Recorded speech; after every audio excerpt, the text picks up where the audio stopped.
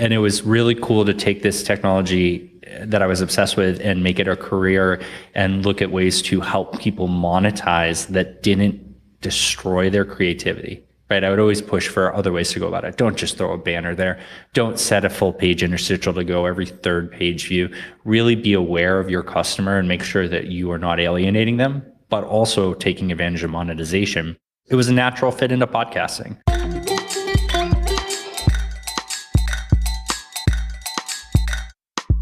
Podcast Junkies, episode 254. Welcome back. I'm your host, Harry Duran. If you're new to the show, we're seeking out interesting voices in podcasting, whether it's industry folks just getting started with their show, or people who've been doing it for a while.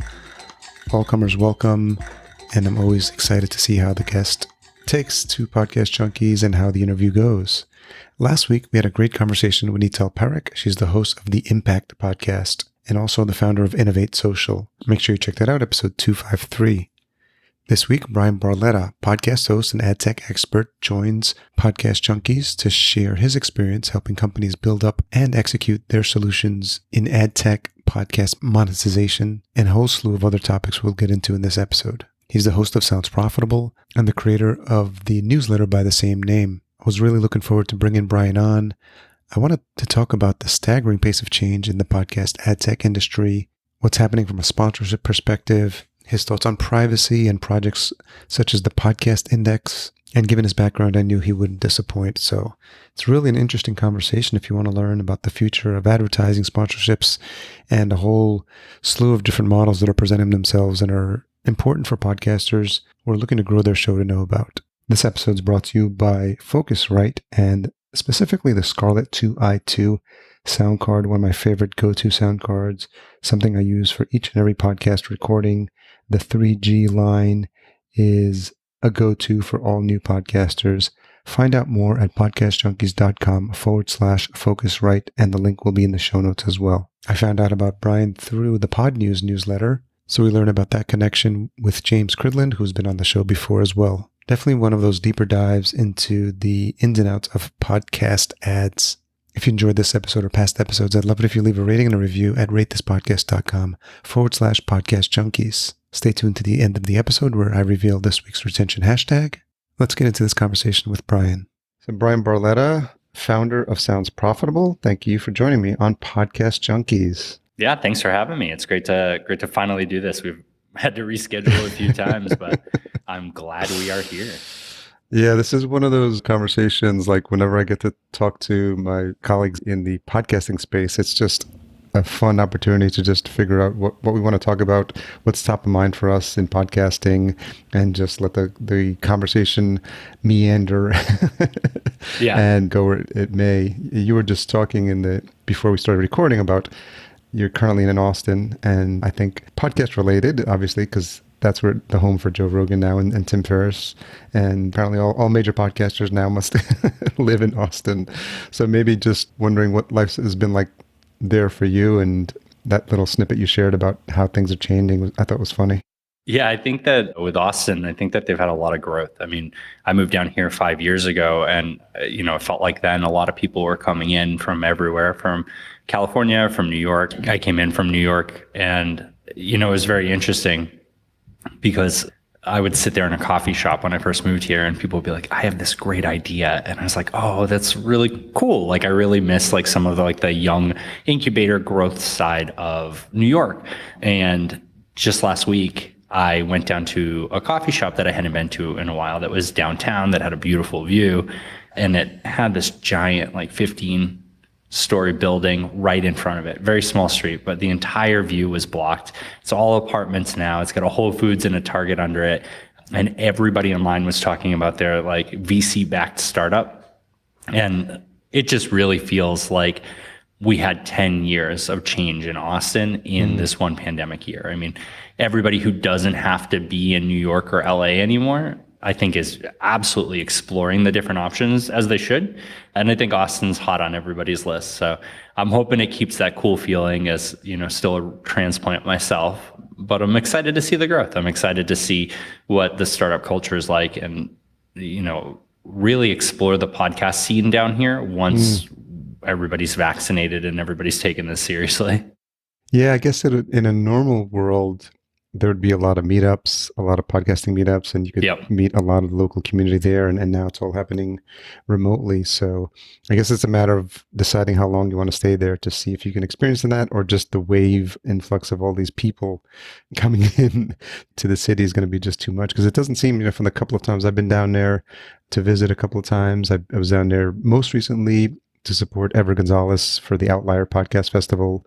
And interestingly enough, we had the mayor of Austin got to speak at that conference.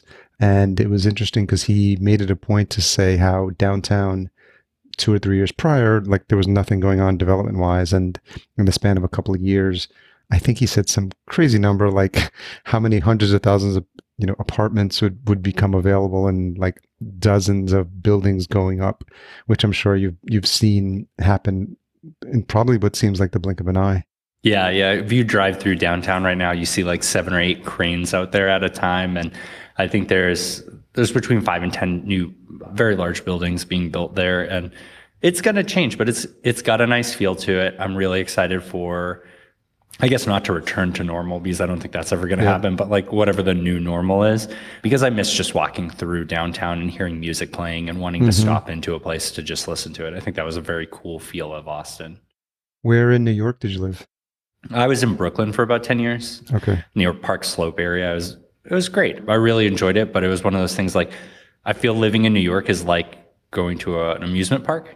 As long as you want to ride the rides and eat the cotton candy, it's fun. But the second you're done with it, like, get out. And that was it. I hit 10 years and I didn't want to ride the rides anymore.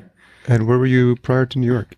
Grew up in Massachusetts, so a little bit north of Boston. Okay. I feel like everybody's either 45 minutes from Boston or 45 minutes from Worcester in Massachusetts. So yeah, so we were in New York around the same time, because I grew up in New York. I grew up in Yonkers, New York, and lived in this city, various iterations, East Village, Upper East Side, Greenpoint as well. I was there for Hurricane Sandy. I was there for 9/11. It was just, I feel like that's definitely my home.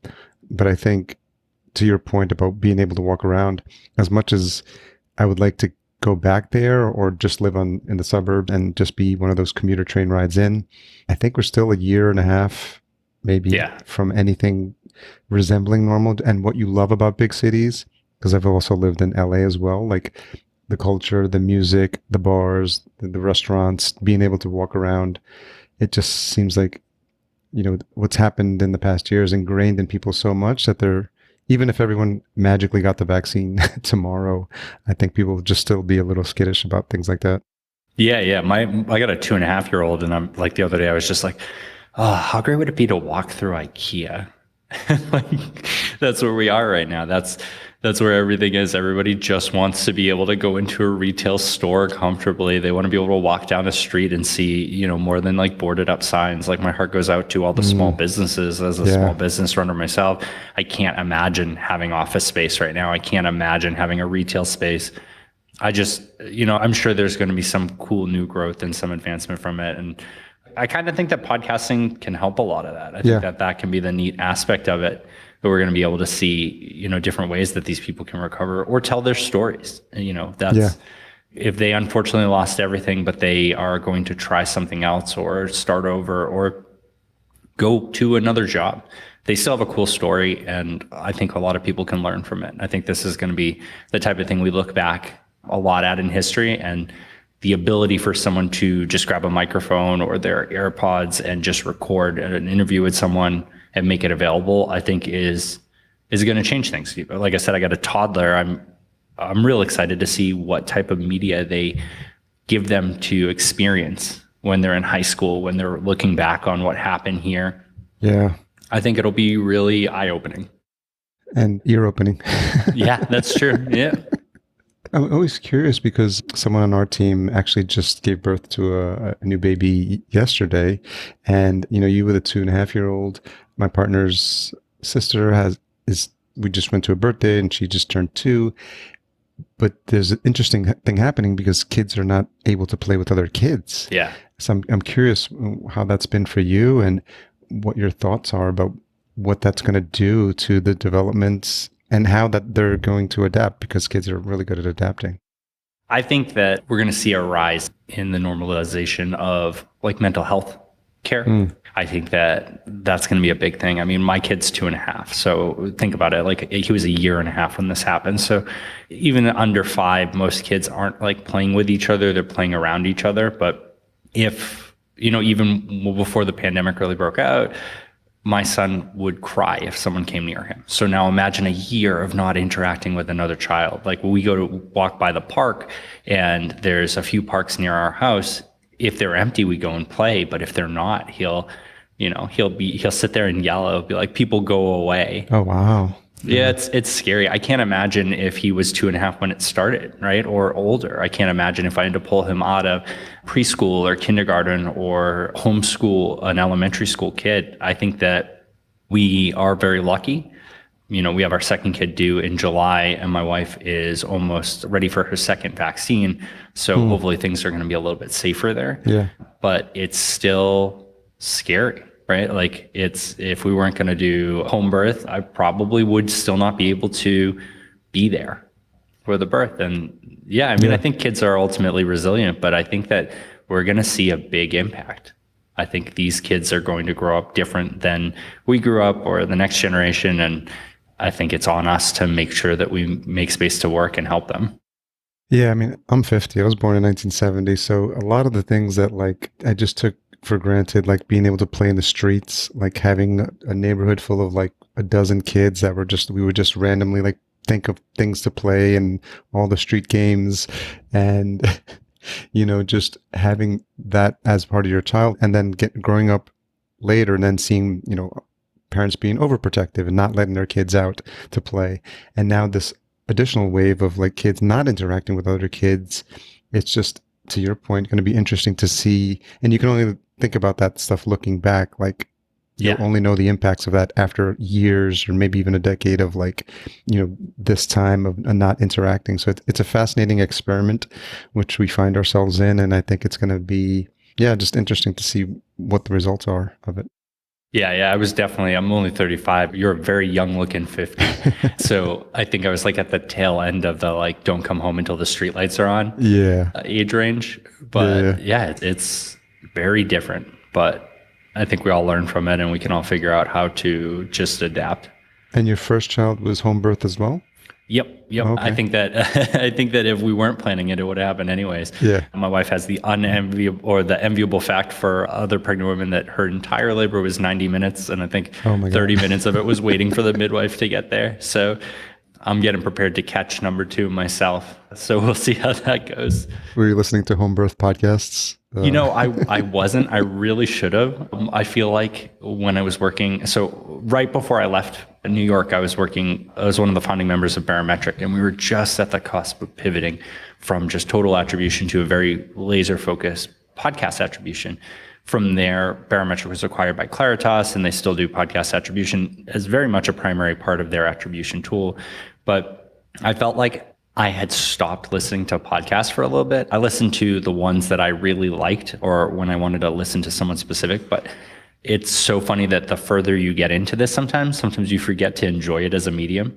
Yes. And discoverability doesn't help with that either. If I load it up and I was like, I want to listen to something, it's like, I could try and find something new, or I can just listen to another Dungeons and Dragons podcast. Too easy to default to stuff. But now, since I started Sounds Profitable in August or September of 2020, like I've made it a priority that like, if I want to learn something, let's search and see if I can find a podcast on it first. Let's, dissect that. Let's learn a little bit more about audio quality and ads and the relationship that they have with their community and really see what I can figure out. What's your preferred podcast app? I'm lazy and I use Apple Podcasts. Oh, you do? Okay. I do. But I have all of them downloaded on my phone and I'll mess around with them at different times. Yeah. I think that the hardest part is, the music apps have all kind of figured out how to work together so that you can transfer from one to the other. Like if you're going to leave Spotify and go to Apple Music or vice versa, there are ways to adapt that. We need that for podcasting. We need the way that I can be like, okay, I'm done with Apple Podcasts. I do want to check out Overcast. I do want to check out Pocket Cast, but I don't want to go through and select it all. And until we get there, I think that's going to be tough. I would love for something like Podchaser to be the center point of that, right? I select everything in Podchaser and it pushes it out to my apps of choice. But I think that's a big hurdle because we're in this space right now where the podcast apps are king, right? Those players don't have to follow really any rules. They own the relationship with the listener themselves. They have minimal obligation to provide data to the hosting platform or the podcast themselves. And, that's not great. We're dealing with an industry that's trying to standardize around downloads versus listens and all the other metrics that we can track, while Apple, Spotify, Google, and Amazon all can kind of do their own thing. And I would not expect them to collaborate or kind of adhere to any sort of uniformity.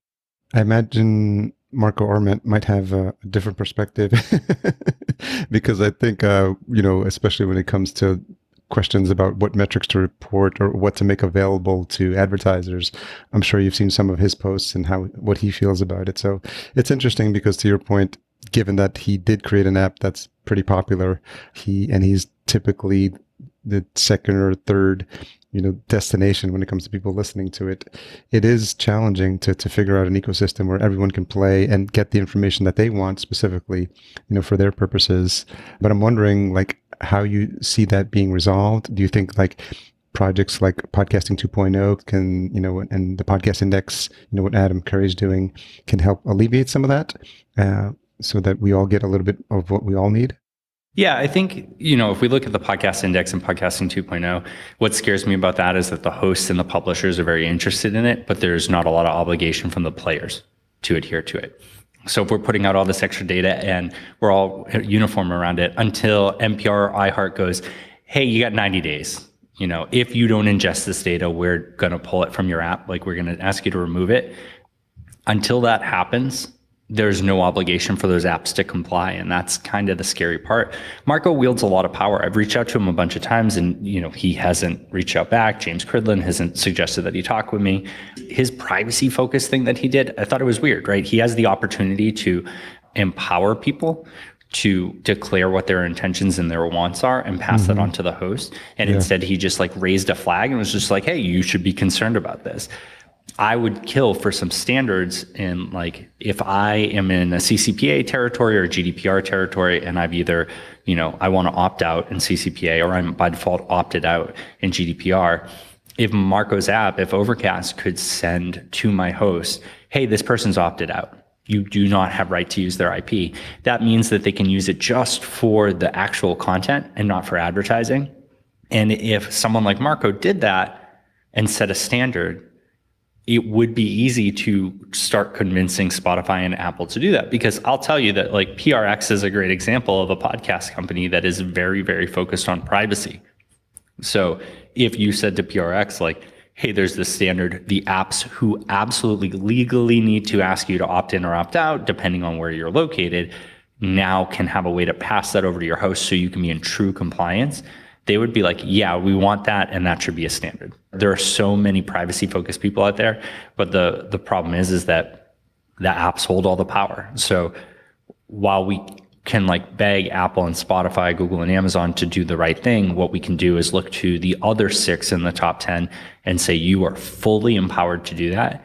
And if you do that, we can rally behind you, right? Even if Maple Media owns, what do they own? Podkicker, Player FM, and Breaker. Imagine if just the 3 of those, even if those aren't even all in the top 10, imagine if the 3 of those implemented this, right? That's power and volume. That's a press release. That's the type of thing that TechCrunch or The Verge is going to pick up and say, hey, there are these standards. These apps do legally need to get this information for their own data. They should pass that on to the host. I think it's a great step forward. I would really love to see more initiative from these developers to do that. Now, the hard part, I will say, is that on privacy, there's a fine line, right? If I go to a website and I say, I'm going to decline sharing my cookies, if I get that pop-up from Apple coming soon that says, do you want to share your IDFA? And I click no. IDFA is the identifier for advertisers. Creator of that site, the creator of that app still gets the IP address, user agent, and the content I'm looking at, which is the exact content that we get in podcasting, right? That's the bottom of the barrel for them is the top of the barrel for us. So I personally don't believe that we should be in a situation where I in Texas, who does not have any legal like representation for how to opt in and opt out should be able to, I guess, just determine that I opt out and an app pass that and a host have to comply to it, which saying it out loud feels really shitty, not going to lie. But the truth is we need better regulation and we need to go about it that way. We can't fragment the space more by allowing this one app to insist that people have to can opt out under any conditions. We need more visibility on it. And I think people like Marco can be the right people to get out there and talk to, the privacy councils and set precedent. And I would love to rally behind him and the Podcast Index guys and work with them. They're anti-advertising, and that's okay. But anti-advertising doesn't mean or pro-advertising doesn't mean anti-privacy. And I'm very pro-privacy, but I'm pro-legal privacy, right? I'm pro, let's find the right ways to go about it. Let's find the ethical ways to go about it. And let's figure out what works for an industry and how to move forward together. Have you ever heard of a site called letter.wiki? I don't think I have. So letter.wiki is, because of everything that's happening with a lot of these cultural movements of groups and, Black Lives Matter and then everything from the far right to far left, splinters of different groups. There's a lot of they call them a culture war happening because, there's people jumping into different camps. And so I came across this site recently. It's a way to sort of start conversations with people who are sometimes diametrically opposed to views that you have, but you create an open letter to them and you say, open letter to Mark Orman, and you write it, and then he has the opportunity to respond. And then you can have a respectful dialogue, not a shouting match back and forth, but he can make his point, he can make his points, and then you can, counteract his points. And then some of these, go on pretty long. If you look at some of the top ones, they get 4 or 5 letters deep, and it's just them going back and forth. And I've seen people the name forgets me, but the very famous progressive author, he's really popular. And I'm totally forgetting his name now. But yeah, it's just a really interesting way to just, sort of start that conversation. Noam Chomsky. That's it. Yeah. So I think the one thing that I want to push is that the podcasting space is actually also a perfect medium for it. In podcasting 2.0, we were talking about a privacy parameter and how it would work. And Dave Jones, I believe, over there, responded back and said, let's do this as a podcast. Let's talk through this and all the sides of it as a podcast. And I love that. And, it's so funny. We're in a space about audio, but we want to do video accompanying. We want to do webinars. We want to do pitch decks. Why hasn't there been an entire conference for podcasting done in podcasting format? Yeah. Let's really savor the on-demand nature of it. Let's really take advantage of the medium. Let's show people how it works by using it. But we fall back to these other methods. And, this is coming from a guy who has a newsletter on podcasting instead of a podcast. Well, the podcast just launched. Yeah. But yeah, I write my ideas down first, mostly because otherwise I ramble like I'm doing here. No, I think it's one of those conversations that it's not something that is going to have an endpoint. And it's something that the more viewpoints that come into it, to your point, if you had you, Dave Jones, and Marco on a podcast, it would either be a really short episode or just a 4-hour one. Yeah. And I don't know. Then I think what I like about the letter.wiki is the ability to actually have the freedom to express your viewpoints uninterrupted, and then, thoughtfully look at what has been responded to and saying, okay, I need some time to think about it. Because sometimes in an audio format, you're just feeling like you're put on the spot, or where, a question is posed in a way where you're just if you answer it one way, you look bad. If you answer it another way, it's in people's perception of it. So it might be something to look into. Yeah. But I guess there's also room there for an asynchronous version of that through audio, right? I post it up and then they have a chance to respond on their own. That could be really neat. There's a tool that I've been looking at called Yappa that allows you to do that, to engage with podcasters, where you can do video or audio responses to them, and then they can make threads. Oh, yeah. And I thought that was kind of interesting. We're actually going to try it out on Sounds Profitable, I think, because I want to give people the chance to say, no, Bryan, what you said is wrong, or I disagree with it completely, and here's another view. Yeah. And then have the chance to take that, put that into the podcast, or I don't know, a lot of really cool things that I can do with it. But I like the mindset of what you're saying is that the non-real-time conversation allows for a little bit more room for things to be well thought out and organic. In the same way that that's why I write my newsletter, because if I were to do what Evo Terra does with podcast pontifications, where I just talk for 10 minutes, I would delete it every day. Yeah, totally. Every day. Absolutely. There's another service called Rumble.studio. I think it might be something similar to Yappa, so I'll check that one out. But I was speaking to the founder, and it's a way to almost do like a asynchronous interview with a guest. And yeah, I did see that. So that's very cool. I think that the more tools like that, the better. I think that a natural conversation like we're having right now is very fun, but I think you're right. There's sometimes where you just want a response, or maybe you build off of it and you don't necessarily need that live engagement. There's sometimes your show might not be a true interview show, and getting, someone to answer a question could be more valuable than bringing a guest on and changing your format. So as many tools as we can find, we're using Squadcast right now, and I love that. Like, it just allows for us to potentially do video and to do audio, and I think there's a lot of possibility, and I think I'm excited to see this year all the crazy tools that come out to make it easier to podcast. They're not going to stop.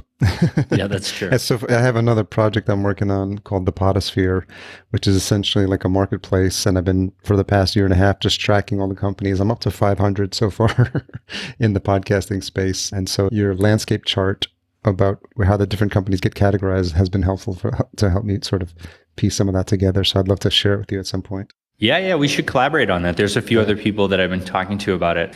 Dane over at Simplecast has a really great map so far that he has internally of all the companies, right? Mine with the Podscape with Magellan AI has been really focused on the advertising landscape because, my newsletter is about podcast ad tech. They specifically work in the ad tech space. But I think that would be great. I think that having a resource where I can type in like hosting providers with dynamic ad insertion and see a list of all of them, where they can claim it and expand on it. They can list their capabilities and features. They can list their pricing if they want to, their contact info. I think we need that because the space is growing quickly. And I think you could probably also get away with an entirely podcast or audio focused product hunt in today's age. And you'd have, a newsletter's worth of content every day still.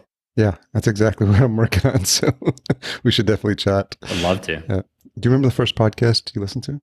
The Thrilling Adventure Hour, which is with, I guess it's like an old time radio reenactment style. And I'm blanking out on, Paul F. Tompkin is one of the people on there, Mark Girardi. And they do all these little segments of like audio drama shows, and they do it live and then they record it. And I've been such a big fan of it. It's less of a podcast and more of like a podcast format of a live experience. Yeah.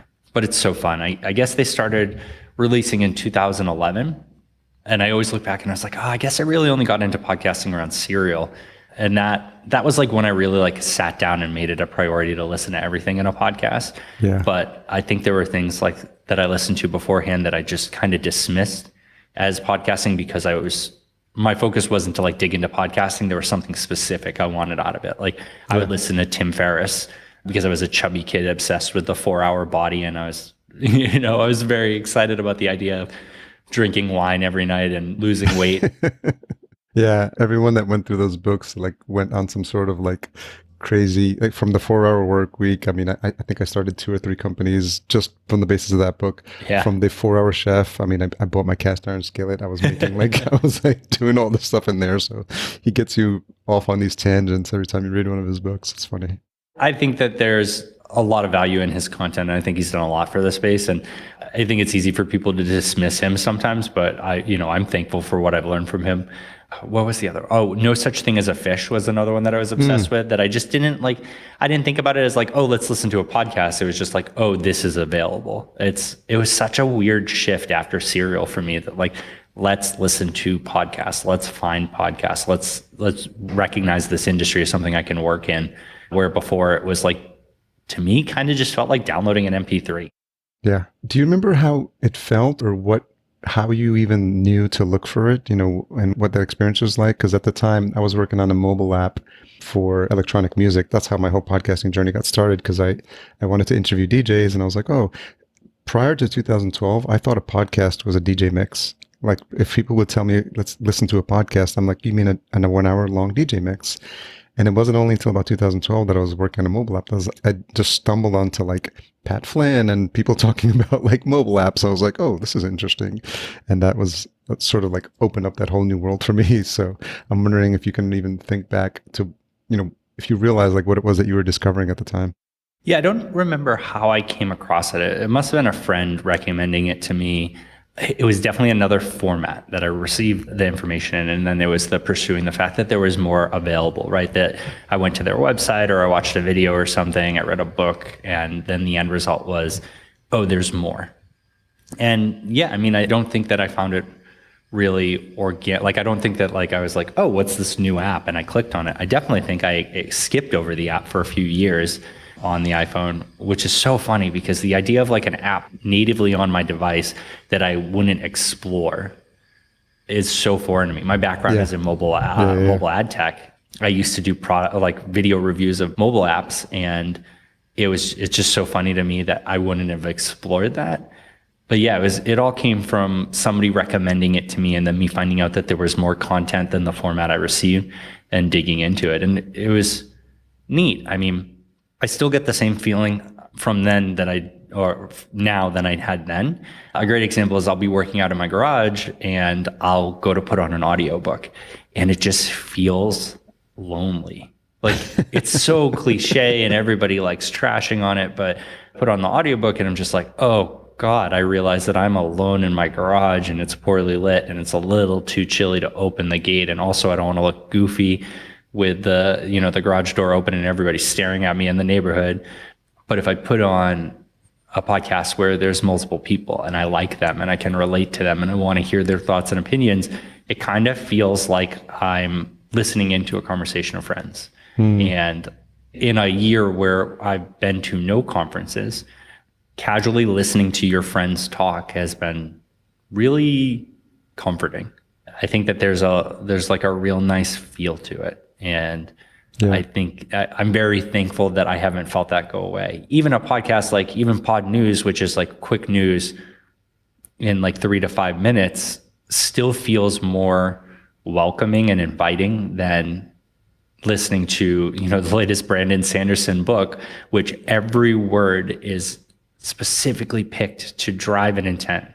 Yeah. You listen to an hour-long podcast. Heck, if when people are listening to this podcast, they can lose track of the conversation for 30 seconds and then pick it back up because we are talking in circles to a little degree, right? We are not using our every word to the most effect. So it's not measured. Yeah. Exactly. Nobody's coming out and hitting us on the knuckles for the word count being too long. It's interesting because there is that scripted, prepared, polished aspect of audiobooks.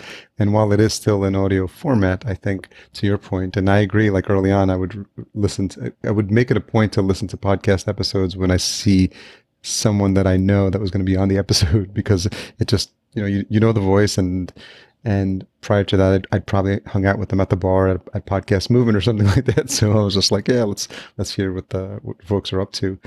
Having been in tech and mobile tech for so long, I'm wondering if you remember, what's the first piece of physical tech that you ever purchased? Oh, I was like 14 years old and I bought like the Nokia brick phone. Okay. And my parents could not understand why I wanted a cell phone. And all my friends were convinced I was a drug dealer, but I was like a real awkward, chubby Italian kid with a widow's peak down to my nose and my hair slicked back like Eddie Munster. That's funny. I don't think I really even drank until college. So definitely wasn't using it for that. I just was obsessed with the technology, the idea that I could have that access.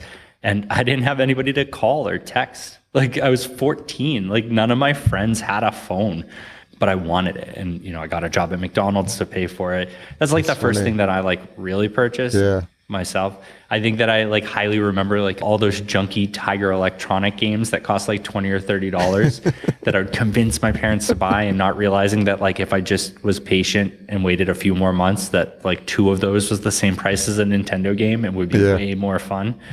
But I had a cell phone addiction. I bought every weird phone you can imagine. I had every variation of the Nokia, this doesn't look like a phone out there. The one with the circular dial pad, the N-Gage. In fact, a friend he bought me an N-Gage off of the eBay. N-Gage was with was it the keyboard? Yeah, well, the N-Gage was the one that was trying to be a video game system. And then Nokia made another version of that was like the music version that was still looked like a taco, right? Like it was shaped like a taco with the screen in the center, but it had a keyboard on both sides.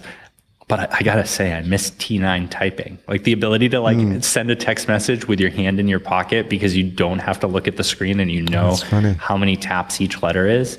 So funny. Did you get I had the Nokia one that was with the sliding door, but it was Chrome. So it was the Matrix style one? It was like pure James Bond. Like it was just like, you just slid it. And I remember like being in New York, and then I obviously left it in a cab one night. But I literally felt like James Bond with that phone. It was so cool. I don't think Zero functionality other than just making a phone call. I remember I got a Sidekick for a hot minute, and those were so ahead of their time. Like, did you have a BlackBerry as well? I never really got into BlackBerry. I don't think I was like old enough to really dive in and find like the corporate value of it, and I don't think that like connecting to my college email would have really helped me out much. But yeah, there's some of the tactile, feel that you miss, just being able to see the letters and typing on them. I think that's why people, to this day, I think a couple of years ago, I remember a friend of mine still was holding on to his, just like, I think Barack Obama kept his too, like when he came into office. Well, the Sidekick was the one that was like horizontal, but you could you flip the screen, and it just made this like satisfying like snap sound, and then it looked like a Game Boy. And I mean, you're right, the tactile feel is really different. Like, I love where we are with iOS and Android. I'm excited to see what's next on it. Like, I really think that augmented reality is going to have a really big pull in a lot of things. But I don't know. I do miss the keys, but I can't imagine my kid is ever going to understand that, Yeah, this is one of those things you just chalk it up to just another time, another generation. So it would just make sense that given, your history and where you worked, that you were going to end up in mobile. Yeah, I tried really hard. I mean, when the App Store opened up, I started a website with a guy I met online. I was doing like freelance content writing for like 5 to 25 cents a word, right? Depending on what it was. Like, I definitely wrote for a lot of spam sites, but I was in college and I was trying to figure out what I wanted to do. And this guy approached me and said, like, let's, run this iPhone app review site. It was called appv.com. And I would play with 6 apps a day. And with maybe 15 minutes, I would write a review. I pointed my camera directly down at the phone, and I would like walk through it. And then I would read the review. Yeah, absolutely. And I would read the review and like as a voiceover, and we would post it on YouTube. And I had a really thick Boston accent at that point. And so people would be like, nice accent, masshole. And so I worked really hard to get rid of it. And then I did. I miss it now. At 35, being in Texas, I wish I had a thick Boston accent. It would be way cooler. But then I finally did it, and I got rid of it. And the next video comments was just like, you got fat fingers. Just like, God. I can't win. But we started androidapps.com as well. And then I got picked up by a company called Medialets that I was eventually acquired by Group M. And I got into the podcast ad tech side, right? The ability to work with these developers who are trying to monetize and trying to figure out a way to do it right and do it cool. I got to learn firsthand and collaborate with the building of how NPR and New York Times did their first mobile app setup, and a mobile ad setup, and learned a lot. I definitely caused a lot of damages serving a full screen ad with no close button to the New York Times app for their first one. I think it took like you couldn't hard close an app then, so you had to delete it and reinstall it. And it took about 2 weeks to fix it. Oh, wow. So yeah, I might've caused a couple, 100,000 to $1 million in damages, I guess.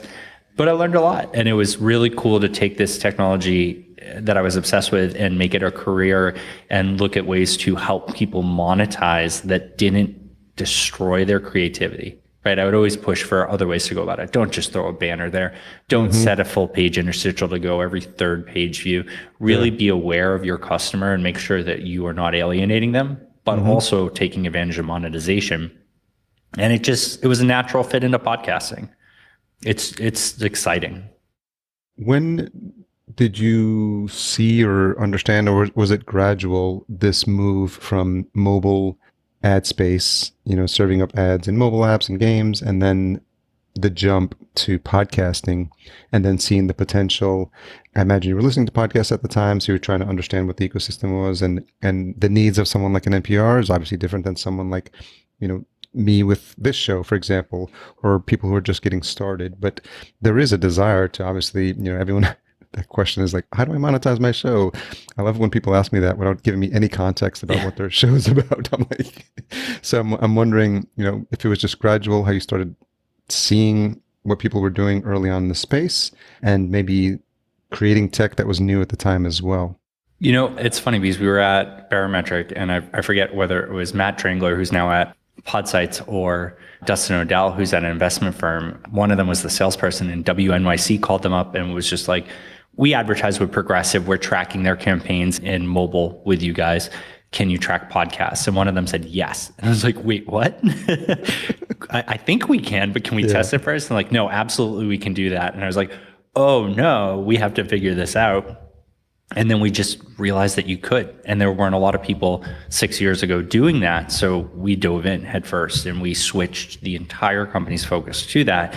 And that brought me deeper into it, right? It brought me after we exited to Claritas, like I worked with Megaphone for about 9 months leading their data and monetization side, basically overseeing the ad server and all of that, and being a sales engineer to the sales team. And it was just really neat to be able to take that knowledge that I learned about how the tech works and then work directly with publishers who are using their platform to make the most out of it. Yeah, I think there was just, it wasn't like I didn't look at the space and go, I'm an entrepreneur, I'm going to advance into there. It was the company I was at took a turn and I was like, oh, this makes sense. But it's funny you say that about people asking you how to monetize. I hear that all the time. And it's so hard because people are like, oh, I've recorded 12 episodes and we took like a 2-month break. And before I really get back into it and take it seriously, I want to know if I can monetize. And the answer is no, you can't. Yeah. Sorry. Like, I think we need to be real with people right now. I think that it's so like, people are like, but it feels like I could go make it big in podcasting. How do I do that? And I look at these people and I say, like, if I told you I wanted to go be a Twitch streamer or a YouTube celebrity, or I want to be a #1 band on Spotify, and I want to earn money from it, what would your reaction be? And they're like, oh, that's like, you can't just decide you want to do that. And I was like, yeah, man, just because you can spend $250 on a mic, sound pretty good out of the box and, record everything, doesn't mean that you're going to be a podcast that can make money. It doesn't mean that people want to hear you and your friends talk about your favorite horror movie over and over again. It's okay that not everybody can make money in this space. If you do want to make money in this space, there's ways about it. But the step one is spend money, right? Spend money on advertising, work with professionals who can properly get you set up, work on promotion and things like that. But if your goal is, I just want to put content out there and get downloads and then be able to get revenue, like my podcast is 2 weeks old at the time that we're recording this, right? I mean, less than that. The first one released last Sunday, so we're talking about 10 days. If you don't count the trailer. Yeah, the trailer from 2 months ago, which probably screwed me over about popularity-wise, because I'm not new and notable now. I think that right now, with my newsletter that's 2,500 people, with all the push that I've had from people like yourself out there and Pod News, I'm at under 1,000 total downloads. Right. And that's a crazy amount in comparison to the average number that a podcast gets. Right. Yeah. There are podcasts out there with single digits that are busting their butt that are doing way more work than I am. But that's how it is. Right. And the monetization level that seems to be the standard that people want to focus around is about 10,000 downloads a month. Right. It doesn't matter if it's your old episodes or your new episodes, it's the combined 10,000 downloads a month. Yeah. That's going to take me a while with other distribution channels, with trying out things that, people in this space really need to see and learn and experience firsthand. If I hit 10,000 downloads a month by the end of the year, I'm honestly going to be surprised. And so I'm putting money and time and effort into these things. I am showing people how to use this technology different. I don't think I could reasonably monetize it as my only source, but it's an extension of my newsletter, which I do monetize, right? I do sell sponsorships and advertisements there. That's how I stay afloat, and I'm able to be a neutral third party. And so the podcast then becomes an extension of that. It helps sell my brand in multiple places. It helps be a way for people to stumble on and come back to my core. It helps as a great test to show off what I can do as a consultant. And that, I think, is really important, that if your goal is that podcasting is where you're going to make money, if you don't have $50,000 to invest to figure it out, I don't think that that's the right way. But if podcasting is going to extend your brand, if podcasting is going to be a funnel for you to generate other revenue, go for it. Heck, if podcasting is going to be fun, do it. But the biggest thing is that you could be a breakout hit overnight. You could totally surprise everybody. You start talking about something that's just perfect at the right time and it blows up. You can always go back and monetize. Don't ever worry about the dollars you missed. Don't ever worry about the setup that you have now. Pick the platform that works best for you. Pick the tools that work best for you. Do it how you want to do, and know that you can always change it. I think that's so important what you're saying about being realistic with people and having honest conversations, because I've been having more of those recently when people just manage to get some time with me or just we're chatting about the topic and the topic of monetization comes up. And I think anyone who's in the space who is realistic about understanding the landscape and what it takes to monetize, I think would be doing whoever they're helping, whoever they're coaching, a service, and just letting them know, like what you just outlined there, how realistically hard it's going to be if you don't have something specific to talk about. And I keep telling people, like, yes, there's close to 2 million podcasts in the Apple podcast directory, but the more niche you can be, you can still build an audience, and even if it is a niche, show specifically, yours is only about ad tech, specifically talking to people in the podcasting industry, but, be specific about the content. And if you're doing it right, you can attract sponsors who are interested in that niche audience. And I think just letting people know what those numbers are that they need to hit, because to your point, I've got 50 downloads, I've got 100 downloads per episode. Why aren't the sponsors coming to knock on my door? I think the more that can happen, the better. Yeah, and that's a big thing that I like to point out that I've started to focus on lately. Advertisement is the concept of like a really granular level of sale, right? Cost per thousand, CPM, cost per milli is what it stands for, is the idea that, anywhere between $4 and $50 I've seen is what you sell 1,000 downloads or 1,000 impressions of that ad, right? Because you could have 10 ads in a download, so that's 10 potential there. I think that advertisement is the focus of that granular level. I'm going to sell it this very specific way. Sponsorship is really key for smaller brands. Oh, yeah. I have a very specific market that I talk to. A friend of mine, Ben, has I think it's Military Veteran Dads is his podcast. And it's all about how dads who come home from the military get back in step with their life. And he was approached by a hearing aid company, and the mindset was that, like, at first he was compelled to give them CPM based numbers. And I said, no, man, like, you are talking to people who are struggling to come home. You're talking to people that have to overcome so many things. Some of them probably have hearing loss issues, right? And that's another thing that they have to overcome. What a perfect target audience. So just pitch them it as a sponsorship on what you can provide, who you're talking to, the type of content they can create, their rights to repurpose it.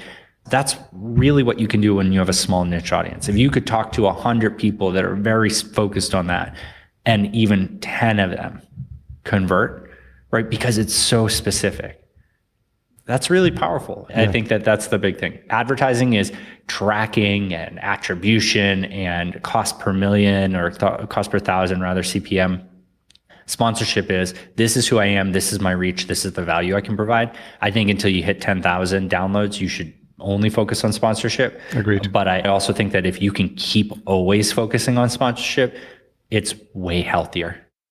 Yeah, it's exactly what we tell clients. Like when we launch, I haven't do it, and since we focus on building shows for business owners, I say, look, just be your first sponsor. Like, do an ad read from day one with your first episode. This episode brought to you by my company.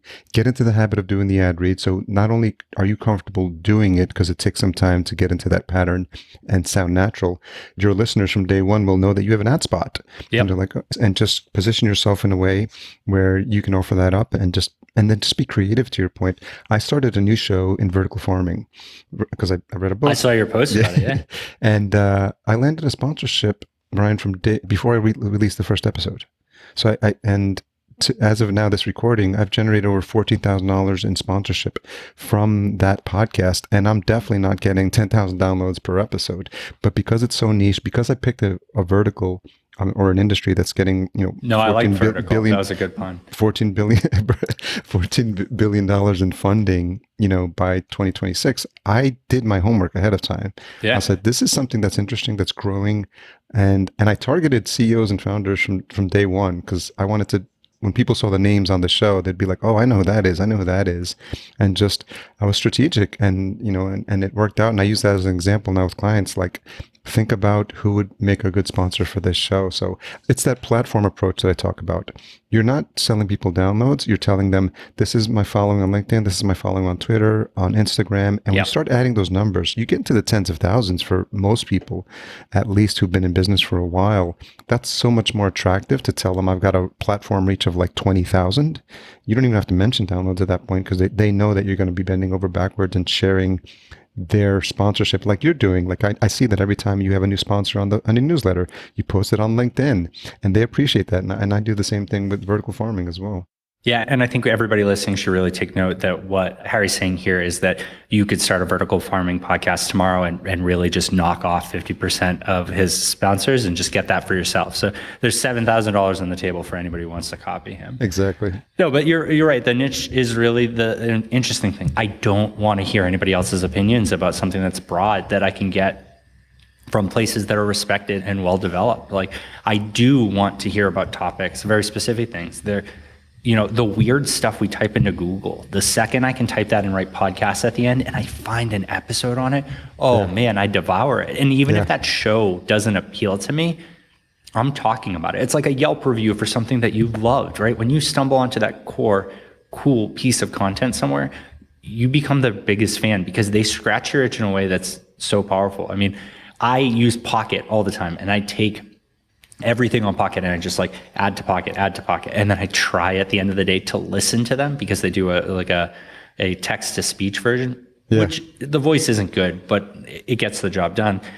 If I can find any of those things in podcast format, I'll do that any day. I got a toddler. I got so much going on in my life. I got chores I need to do. I have to work out. I have to make dinner. There's so many things. If I can listen to a podcast where someone more intelligent than a robot reading an article can break something down to me, I'm their biggest fan. I'm telling everybody about it.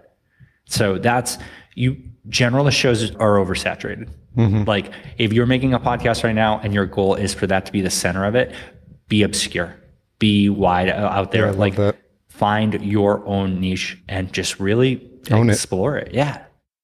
Yeah. So, cause and we talk about this with clients too, like name the show like what people are looking for. Like I don't know if it's, unless you're a Paris Hilton, you can name it my cute podcast and you'll get millions of downloads. But like when I thought about the name of the show for vertical farming, I called it Vertical Farming Podcast. It's the unsexiest name in the world. But if you type those three words into Google right now, my podcast is the first listing on Google. That's fantastic. And I grabbed the domain, Vertical Farming Podcast domain. Like use the power of Google and the SEO, like to just let it do the heavy lifting for you from a podcast perspective. And to your point, like find these obscure terms and where people are to your point, typing in those words in Google. And it's almost like the podcast creates itself. Yeah, no, you're spot on. I'm curious how you got connected with James because I've been podcasting since 2014 and obviously follow a ton of people in the space. And, you came at it through Barometrics and the work you were doing in the mobile space. So when did you start getting connected to or hearing about folks like James and some of the other folks? I know you've been on Heather's show as well. Yeah, so I met James at Podcast Movement LA in 2020, like right before the world ended. Right it's so before, funny. Wow. And we finally talked, and I was at Megaphone at the time, and we just talked about all these ideas. And he's so smart, and he loves all this technical stuff, but he doesn't have a lot of room to talk about it in Pod News, right? He has such a specific thing that he does, which is the headlines with feedback and information. And I think it's the center point of the space. I think if you are in podcasting, you need to follow Pod News because it appeals to everything. I think that like content creation, like Hot Pod makes a ton of sense on that end. On ad tech, humbly, I'm going to say Sounds Profitable does a pretty good job over there. But, James just is that center point there. And we hit it off. We had a great conversation. We were talking about different ways that we could do like an open committee. I think we both had a lot of hopes for what the Podcast Academy would be. And then it kind of fell off. The world started to end. I was working heads down at Megaphone. It turned out not to be a great fit. And I started writing Medium posts about podcast ad tech. And he started sharing them. And they got so much attention. And I was really happy about it. And so I just reached out and I said, could we do this as a newsletter? And he said, that sounds awesome. And so he handles the whole infrastructure. We have a really, really great deal. We're building out the Pod News network, which is so attractive. Like what else could that expand to be? And I've learned a ton from him. He's influenced a lot of the stuff that I've done for writing. He's provided great editing services. He's been the reason why we're at 2,500 subscribers is because, the content's great, but he's helping it get the distribution and the attention. And I'm so thankful for that. But it's also fun to see him start to explore these different things, or us to collaborate on a topic and it give him material and hopefully the comfort to start writing about those ideas more, because he's super intelligent. The Podland News podcast is like a must listen to, because it's the top stories from the previous week or even that week in Pod News, but expanded on by Sam Sethi asking him questions and him digging into detail. And so, is that, and I met up with Evo Terra at the same time, and we hit it off too. He came at me with tough questions. I came at him with tougher questions. And then we had an amazing mutual respect. And he has been number one guy in my corner, huge supporter and mentor, a great friend. And he's helped me get on all these podcasts and get in front of all these people to talk more. So I would not be where I am without, James supporting me and providing a stage, and Evo being an editor. I didn't realize how powerful it was to take someone's ideas and write them so they actually make sense. Because I put a lot of words on paper and he makes them a little bit more accessible. Yeah, that's fascinating. And the only gripe is that I now have more podcasts about podcasts on my app player, to the point where because I literally have so little time. I think I have one other podcast about startups that I listen to called My First Million that I'm binging, but everything else I think is either all Evo's, yours now, James's Pod News, and then Podland, and it's just but I want to. It's the best way for me to stay on top of what's happening in the industry, and Heather's as well. So it's just been fascinating, and everyone's friends, and we're all this little community of people who have the best interest of podcasting at heart, which is 100%. Yeah.